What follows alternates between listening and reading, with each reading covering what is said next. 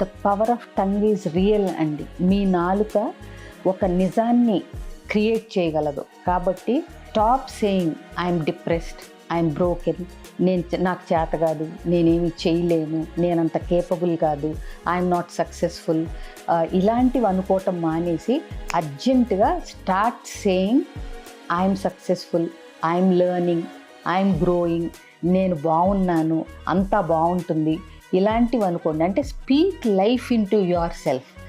మీ మాటలతో ఒక జీవాన్ని, ఒక జీవకళని మీ లోపలికి ప్రవేశపెట్టండి.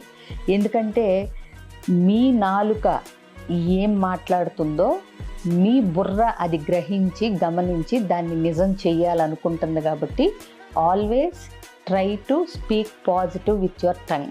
మీ నోటితో నాలుకతో ఎప్పుడు మంచే అనండి, మంచే కోరుకోండి, మీకు మంచే జరుగుతుంది. Thank you.